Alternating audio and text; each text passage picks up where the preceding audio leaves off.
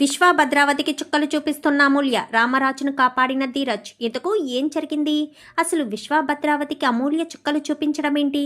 రామరాజుని ధీరజ్ కాపాడడం ఏంటి? ఇదంతా కూడా వీడియోలో చూసి తెలుసుకునేద్దాం.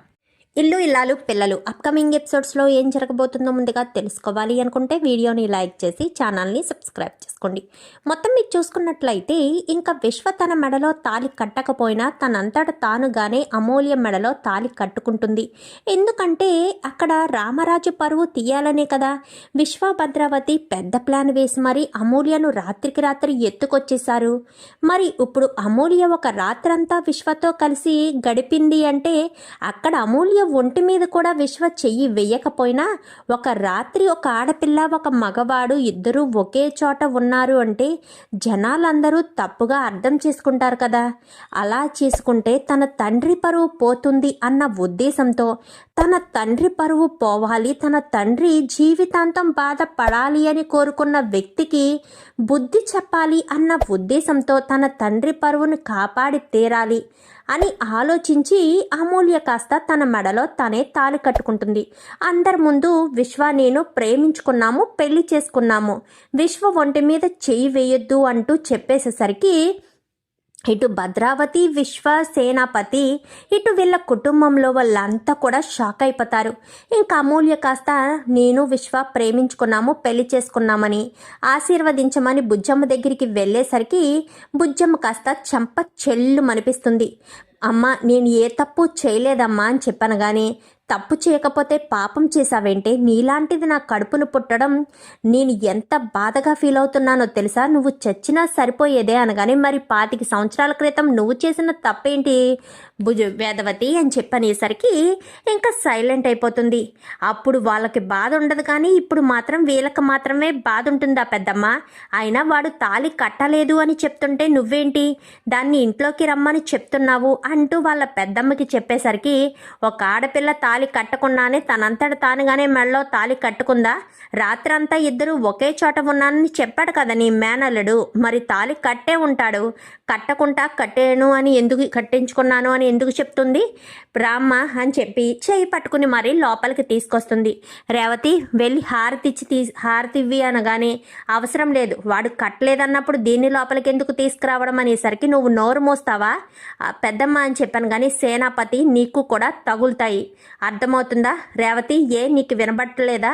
బెల్లం కొట్టిన రాయిలాగా అలాగే నిలబడి ఉంటావేటి? వెళ్ళి కొత్త కోడలు ఇంటికి వచ్చినప్పుడు హారతి ఇవ్వాల్సిన అవసరం లేదా? వెళ్ళు అనగానే వెళ్ళి హారతి తీసుకొచ్చి ఎడంకాలు అంటే కుడికాలు పెట్టి కదా కోడలు అడుగు పెడుతుంది.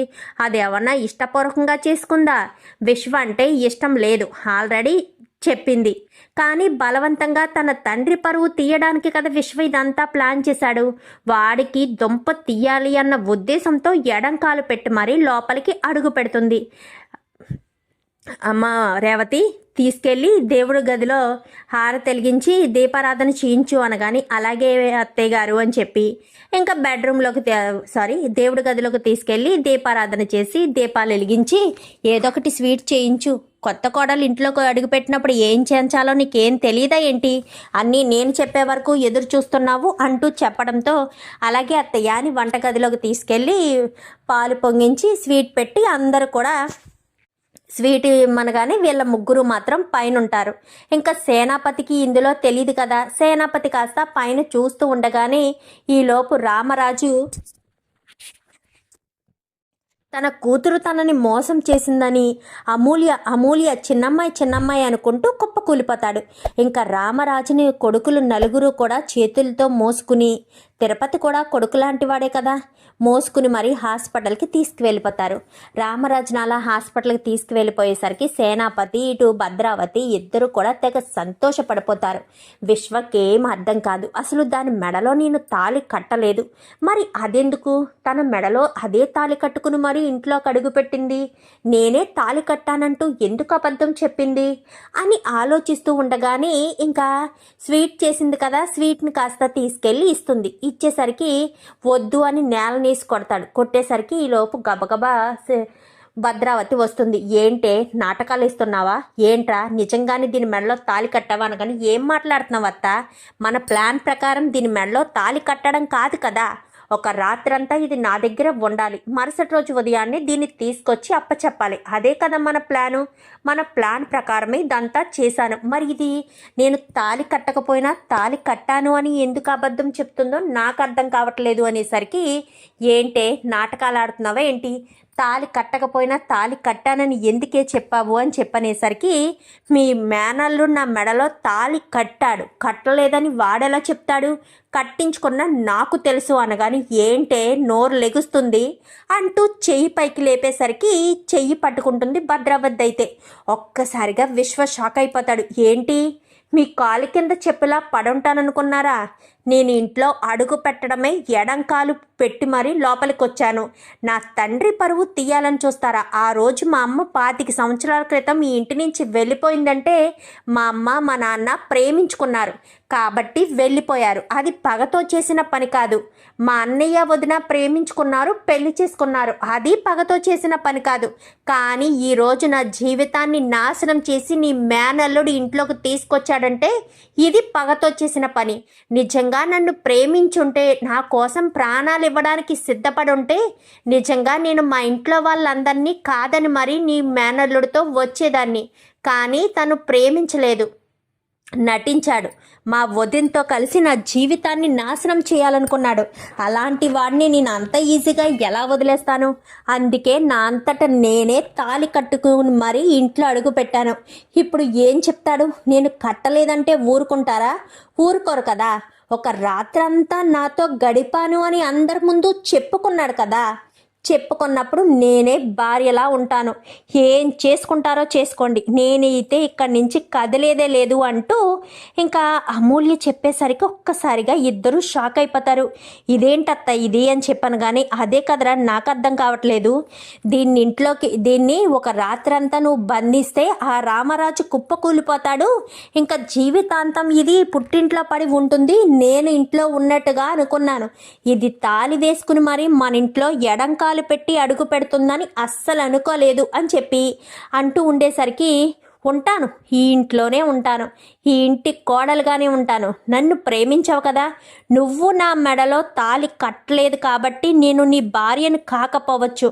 అందరి దృష్టిలో నేనే నీ భార్యని.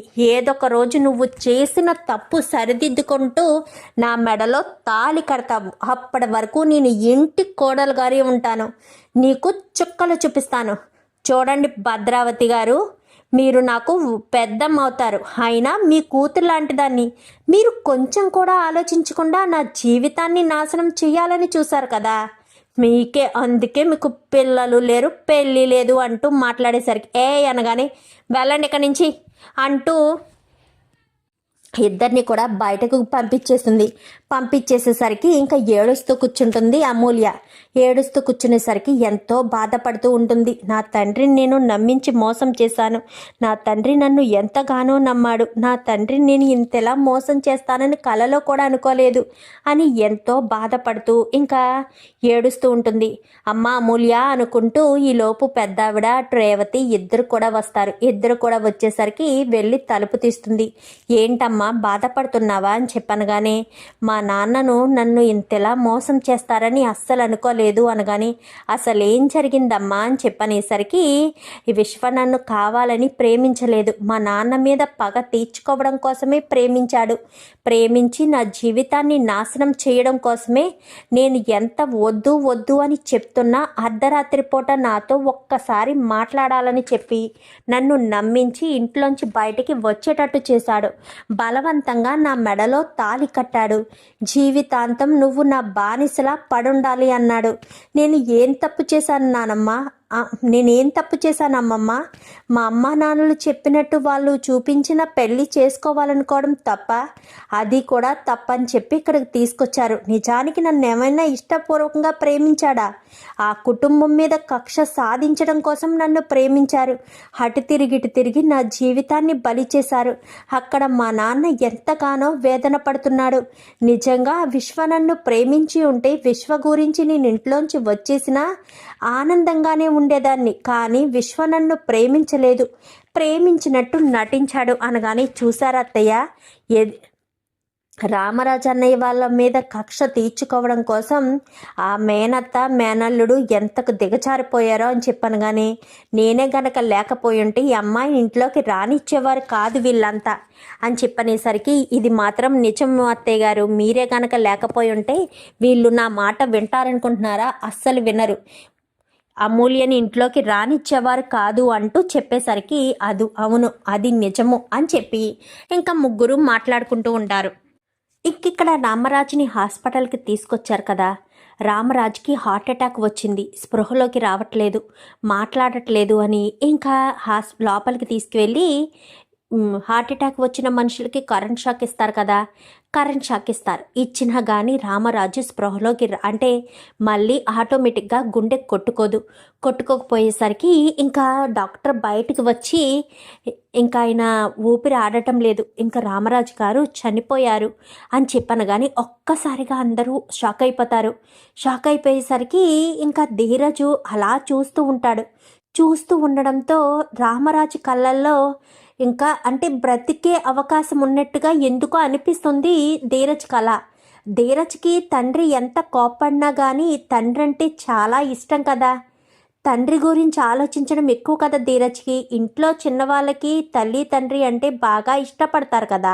సో ధీరజ్ ఏం చేస్తారంటే బయట అందరూ ఏడుస్తూ ఉండగా లోపలికి వెళ్ళి ఇంకా ధీరజు గుండెల మీద గుద్దుతూ, నాన్న లేనన్నా, నువ్వు లేకపోతే మాకెవరు దిక్కు నాన్న, నువ్వు ఉన్నావన్న ధైర్యంతోనే ఇంతమంది ఇంతలా మేము బ్రతుకుతున్నాం నాన్న, నువ్వే మాకు పిల్లర్ లాంటి వాడివి నాన్న, నువ్వే లేకపోతే మేము ఏం చేయాలి, నువ్వు మా సైన్యానికి రాజు నాన్న అంటూ ఇంకా గుండెల మీద గుద్దుతూ ఏడుస్తూ ఉండేసరికి ధీరజ్ కళ్ళంట నీళ్లు కాస్త రామరాజు చేతి మీద పడి చెయ్యి కదిలేసరికి డాక్టర్ అంటూ గట్టిగా పిలిచేసరికి ఏమైందిరా అని చెప్పాను. కానీ నాన్న కదులుతున్నాడు అని చెప్పనేసరికి ఇంకా డాక్టర్ పిలవడంతో ఏమైంది అని చెప్పాను. కానీ మా నాన్న కదులుతున్నాడు అనగానే, కదలడం ఏంటి, చనిపోయారు కదా అనగానే, లేదు డాక్టర్ రండి మీరు చూడండి అని చెప్పాను. కానీ నర్స్ ఆక్సిజన్ ఆన్ చేయి అని చెప్పనేసరికి ఆక్సిజన్ ఆన్ చేసి మొహం ముక్కు దగ్గర పెట్టడంతో ఊపిరాడుతుంది. ఇంకా గుండు కూడా కొట్టుకోవడంతో అమ్మయ్య బ్రతికారు, ఏం చేసావు అబ్బాయి అని చెప్పాను. కానీ ఏమో నాకు తెలీదు, ఏదో రకంగా మా నాన్నను బ్రతికించుకోవాలని అనుకున్నాను అంతే అని చెప్పాను. కానీ మొత్తానికైతే మీ నాన్నను కాపాడుకున్నావు కదా, డాక్టర్ల వల్ల కూడా కాంది నువ్వు ఆయన కొడుకువా అనగానే చిన్న కొడుకును అనేసరికి, చిన్న కొడుకు మాట, నువ్వంటే ఆయనకి ఎంత ఇష్టం లేకపోతే నీ గొంతు వినబడడంతో ఆయన మళ్ళీ ఊపిరెందుకుంది అని చెప్పి ఇంకా బయటకు వచ్చేసరికి డాక్టర్ ఏం కాలేదు కదా అని చెప్పాను. కానీ మీ చిన్న కొడుకే మీ ఆయన్ని కాపాడా అంటూ వేదవతికి చెప్పడంతో ధీరజ్ అని చెప్పి చిన్నోడా అని చెప్పి దగ్గరికి తీసుకుంటాడు. అమ్మ నాన్నకేం కాదమ్మా, నాన్నే మనకు భరోసా, నాన్న ఉన్నాడన్న ధైర్యంతోనే కదమ్మా మనమంతా నిశ్చింతగా బ్రతుకుతున్నాము, నాన్నే మనకు సైన్యం, అలాంటిది నాన్న మనల్ని వదిలి ఎందుకు దూరంగా వెళ్ళిపోతారు, నాన్న నువ్వు పెళ్లి చేసుకోబట్టే కదా ఇంతమంది ఇంతలాగా సమకూడాము, నాన్నే లేకపోతే ఎలాగమ్మా, నాన్నకేం కాదు, నాన్న బ్రతికారు అని చెప్పనేసరికి ఇంకా అమూల్య కాస్త రేవతి ఫోన్ తీసుకుని నర్మదకి ఫోన్ చేసేసరికి పక్కకు వచ్చి మాట్లాడుతుండగా ప్రేమ వచ్చేసరికి హలో అని చెప్పాను. కానీ అమ్మ నర్మద అమూల్య మాట్లాడుతుందంట అని చెప్పాను. కానీ అమూల్య కాస్త ఫోన్ తీసుకునేసరికి ఎందుకు అమూల్య ఇలాంటి పిచ్చి పని చేశావు, నిజంగా నువ్వు విశ్వను నిజంగా ప్రేమించావా, విశ్వతో కాదు కదా మామయ్య గారు చూసిన పెళ్లి సంబంధమే చేసుకోవడానికి సిద్ధపడ్డావు కదా అమూల్య, మరి ఇలా ఎందుకు చేశావు, అసలు రాత్రి ఏం జరిగింది, కరెంటు పోయి తీసేసింది నువ్వేనా లేక విశ్వనా అని చెప్పాను. కానీ అసలు ఏం జరిగిందో నీకు తెలియాలి వదిన, నేను తప్పు చేశానని అందరూ అనుకుంటున్నారు, ఆ ఇంట్లో వాళ్ళు కనీసం నువ్వు ప్రేమ వదినైనా సరే నేను ఏ తప్పు చేయలేదు అన్న విషయం తెలుసుకోవాలి వదిన, నేను తప్పు చెయ్యను, నాన్న పరువును కాపాడడం కోసమే తప్ప నేను ఏ తప్పు చేయలేదు వదిన అని చెప్పాను. కానీ అసలు ఏమైంది అని చెప్పనేసరికి ఇంకా అక్కడ రేవతి ఉండడంతో సరే నువ్వు మాట్లాడు, ఇక్కడే ఉంటే అనుమానం వస్తుంది, నేను బయటికి వెళ్తాను, డోర్ లాక్ చేసుకో అని చెప్పి ఇంకా రేవతి బయటికి వెళ్ళడంతో డోర్ లాక్ చేసి లోపలికి వచ్చి నిన్న రాత్రి నాకు వల్లి వదిన నా దగ్గరికి వచ్చింది. నీతో విశ్వ మాట్లాడాలనుకుంటున్నాడు అంటూ చెప్పింది. నాకు విశ్వతో మాట్లాడడం ఇష్టం లేదు అని చెప్పి నేను చెప్పాను. ఆగాగు, వల్లి నీ దగ్గరికి ఎందుకు వచ్చింది? అయినా విశ్వ నీకు ఫోన్ చేయాలి కానీ వల్లికి చేయడం ఏంటి అనగాని, ఇన్ని రోజులు మీకెవరికి తెలియని ఒక విషయం ఉంది వదిన. నేను విశ్వను ప్రేమించడానికి కారణమే వల్లి వదినే 2 కుటుంబాలు ఒకటవ్వాలంటే విశ్వకు నీకు పెళ్లి జరగాలి అంటూ నాకు చెప్పింది. వల్లి వదిన చెప్పడం వల్లే నేను విశ్వని ఇష్టపడ్డాను.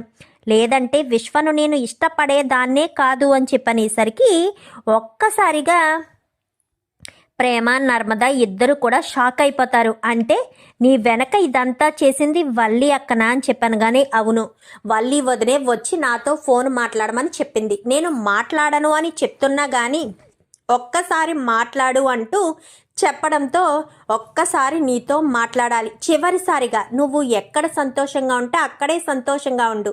నేను నీ జీవితాన్ని ఇబ్బంది పెట్టను, కానీ నిన్ను ప్రేమించాను కదా. చివరిసారిగా ఒక్కసారి నీతో తనివి తీరా మాట్లాడాలనుంది. ఏమనుకోకుండా రాత్రికొక్క పావుగంట సేపు నాతో మాట్లాడు చాలు అంటూ బ్రతిమాలితే సరేనని చెప్పి ఇంకా వల్లి వదిన కూడా చెప్పడంతో వల్లి వదిన వాళ్ళే కరెంటు తీసేశారు. కరెంటు తీసేసి నా దగ్గరికి వచ్చి నన్ను తీసుకొచ్చింది వల్లి వదిన వాళ్ళమ్మ. ఇద్దరు కూడా నన్ను తీసుకుని ఒక చోటకి తీసుకువెళ్ళారు. అక్కడ వల్లి వదిన వాళ్ళ నాన్న వాళ్ళ దగ్గర విశ్వ దగ్గర బందీగా ఉన్నాడు. వాళ్ళ నాన్నను చితక్కొట్టారు. అప్పుడు వీళ్ళ దగ్గరికి వచ్చిన తర్వాత ఏం మాట్లాడాలి అనేసరికి విశ్వ నాతో నిజంగా నన్ను ప్రేమించలేదా అని చెప్పాను. కానీ నేను నిన్ను ప్రేమించే మాట నిజమే కావచ్చు, కానీ ఇప్పుడు నా తండ్రి గౌరవమే నాకు ముఖ్యం అంటూ నేను మాట్లాడి వచ్చేస్తూ ఉండగా అప్పుడే విశ్వ నన్ను పట్టుకుని లాక్కుని వెళ్ళిపోయి నన్ను కారులో వేసుకుని తీసుకెళ్ళి ఒక గదిలో పాడేశాడు. నన్ను ముట్టుకోలేదు. తాళి కడతాననుకున్నావా? తాళి కట్టను. తాళి కడితే నీ తండ్రి నీకు పెళ్ళి జరిగిపోయింది కదా, నా కూతురు ఎక్కడైనా బాగానే ఉందిలే, ప్రేమించిన వాడిని పెళ్లి చేసుకుంది కదా అన్న భ్రమలో బ్రతికేస్తాడు. కానీ నీ తండ్రి అలా బ్రతకకూడదు. 25 సంవత్సరాల నుంచి మా కుటుంబం మీ కుటుంబం మీద పగ పెంచుకుంది. ఆ పగ అలానే ఉండాలి. ఆ పగ ఉండాలి అంటే ఖచ్చితంగా నీ మెడలో నేను తాళి కట్టను, అలాగని నిన్ను ఏమీ చెయ్యను. నాది అలాంటి క్యారెక్టర్ కాదు. నువ్వు నాతో రాత్రంతా గడిపావు అని చెప్తాను. నువ్వు లేదు అని చెప్పినా ఎవ్వరూ నమ్మరు. నీ జీవితం మోడు కాచిన వెన్నెలైపోతుంది. ఇది చాలు నాకు. జీవితాంతరం నీకు పెళ్ళి పెటాకులు లేకుండా పుట్టింట్లో పడి ఉంటావు. అదే నాకు కావాల్సింది. నేను మీ అత్త మీ వదిన సహాయంతోనే ఎలా ప్లాన్ చేశాము అంటూ చెప్పాడు. ఒక్కసారిగా నాకు షాక్ అయిపోయాను. వల్లి వదినేంటి మన కుటుంబానికి అన్యాయం చేస్తూ నన్ను విశ్వకిచ్చి పెళ్లి చేయాలని విశ్వ ట్రాప్లో వల్లి వదిన చేయడమేంటో నాకు అర్థం కాలేదు. ఏం చేయాలో అర్థం కాలేదు. నాతో ఒక రాత్రంతా గడిపాడు అంటే రామరాజు కూతురు ఆ విశ్వతో రాత్రంతా ఒకే గదిలో ఉంది అని తెలిస్తే నాన్న పరువు పోతుంది.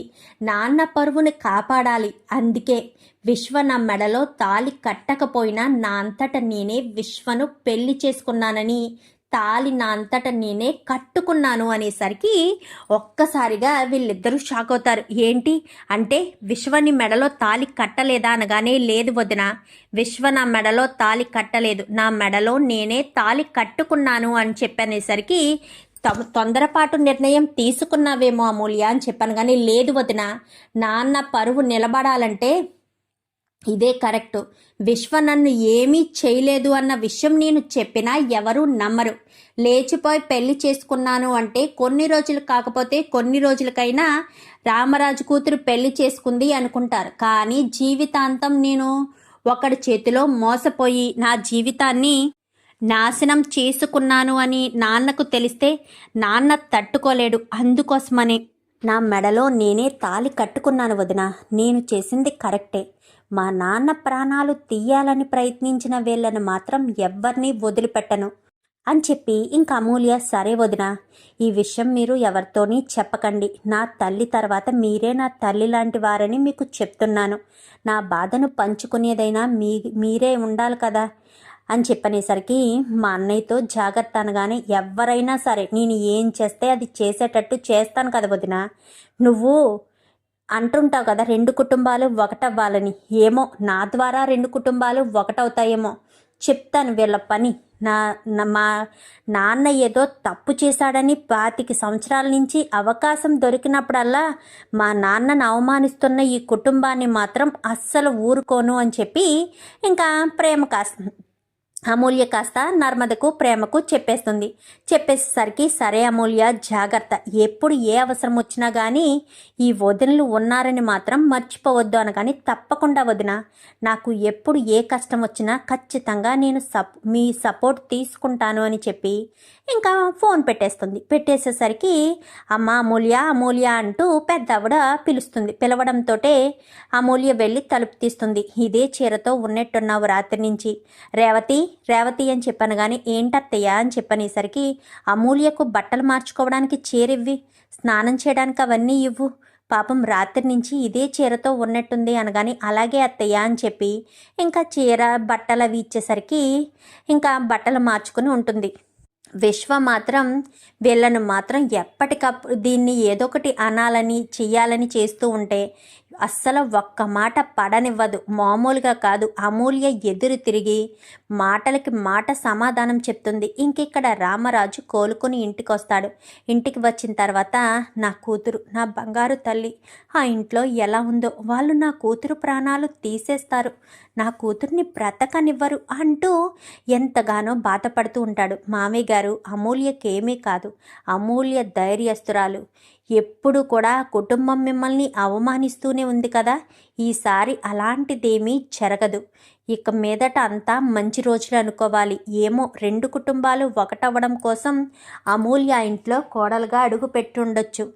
మామయ్య గారు, దీని గురించి ఆలోచించకండి, అమూల్య జీవితం చక్కబడుతుంది, చక్కగా ఉంటుంది, అక్కడ మా అమ్మ తోడుగా ఉంది, ఆ కుటుంబంలో వాళ్ళందరినీ మారుస్తుంది ఖచ్చితంగా అమూల్య, మా అన్నయ్య మెడ కూడా వంచుతుంది అని చెప్పి ప్రేమ చెప్పేసరికి రామరాజు అయితే కొన్ని రోజులు కాకపోతే కొన్ని రోజులకైనా అలా ఓపిక తెచ్చుకుని 1 నెల రోజుల పాటు మనిషి కాలేకపోతాడు. మనిషి కాలేకపోయేసరికి ఒకరోజు రామరాజుకి ఎదురుపడుతుంది. నాన్న అంటూ హత్తుకుంటుంది. నేను ఎప్పుడూ ఏ తప్పు చెయ్యను నాన్న, నేను నీ కూతుర్ని, పరువు పోయే పని ఎప్పటికీ చెయ్యను, వాళ్ళ పొగరు దించడం కోసమే నేను ఆ ఇంట్లో కోడలిగా అడుగుపెట్టాను, మీకు అన్నీ త్వరలోనే తెలుస్తాయి, నా మీద కోపాన్ని కాదు నాన్న, నన్ను అర్థం చేసుకోండి, మీ పరువు నిలబెట్టేదే కానీ మీ కూతురు మీ పరువుని తీసేది కాదు అంటూ ఇంకా నచ్చ చెప్పి రామరాజుకి ఎదురుపడి ఇంకా అక్కడి నుంచి అమూల్య వెళ్ళిపోతుంది. ఇంకా రామరాజు అయితే ధైర్యంగా ఉంటాడు. నా కూతురు ఏ తప్పు చేయలేదంటుంది, ఆ ఇంట్లో అడుగు పెట్టానంటుంది, ఇక మీదట మంచి రోజులు వస్తాయంటుంది. ఏంటో బుజ్జమ్మ, నాకు చాలా భయంగా ఉందనగానే అమూల్య తెలివైందండి. సైలెంట్గా ఉన్నా ఎవరికి ఎలాంటి సమాధానం చెప్పాలో అమూల్యకు తెలుసు. ఆ ఇంట్లో అమూల్య నెగ్గుకొస్తుంది. పైగా మా వదిన కూడా ఉంది కదా, అమూల్యకు సపోర్ట్గా ఉంటుంది. ఆయన ఇంటికొచ్చిన ఆడపిల్లని ఏమీ చెయ్యర్లే, నేను మా అమ్మకు ఫోన్ చేసి మా అమ్మని ఇంట్లో ఉండమని చెప్తాను, పెద్దమ్మ వెళ్ళిపోయినా మా అమ్మ వస్తుందిలే అని చెప్పి ఇంకా రామరాజుకి ధైర్యం చెప్తుంది బుజ్జమ్మ. అయితే ఇంకా ఇదంతా వల్లి చేసిందన్న విషయం తెలుసుకున్నారు కదా ఈ అక్కా చెల్లెళ్ళిద్దరూ, ఒక పట్టు పడతారు. నువ్వే ఇదంతా చేసావన్న విషయం మావయ్య గారికి చెప్పేస్తామక్క, ఇన్ని రోజులు నువ్వు తప్పులు చేసినా ఏం చేసినా అది నీ కాపురం గురించని వదిలేశాము, కానీ ఎప్పుడైతే అమూల్య జీవితాన్ని తీసుకెళ్ళి ఆ విశ్వ చేతిలో పెట్టావో అప్పుడే నిన్ను వదలకూడదని అర్థమైందక్క, ఎట్టి పరిస్థితుల్లో నిన్ను వదిలిపెట్టేదే లేదు, ఇప్పుడు మావయ్య గారికి విషయం చెప్పేస్తానంటూ ప్రతి క్షణం దినదిన గండంగా బ్రతికేటట్టుగా వల్లికి ఉక్కిరి బిక్కిరి ఆడకుండా చేసేటట్టుగా చేస్తుంది ఇంకా నర్మదా ప్రేమ. అయితే మరి రామరాజుకి వల్లిదంతా జరిగిందన్న విషయం తెలిస్తే రామరాజు వల్లిని వదిలిపెడతాడా, వల్లికి ఎలాంటి శిక్ష విధిస్తాడు, ఇదంతా కూడా రాబోయే ఎపిసోడ్స్లో చూసి తెలుసుకునేద్దాం. మా వీడియో కనుక మీకు నచ్చినట్లయితే వెంటనే లైక్ చేసి మా ఛానల్ని సబ్స్క్రైబ్ చేసుకోండి. పక్కనే ఉన్న బెల్ సింబల్లో ఆల్ పై క్లిక్ చేయండి. ఎలా చేయడం వల్ల మేము పెట్టే ప్రతి వీడియో నోటిఫికేషన్ రూపంలో ముందుగా చూడగలుగుతారు. Thank you for watching.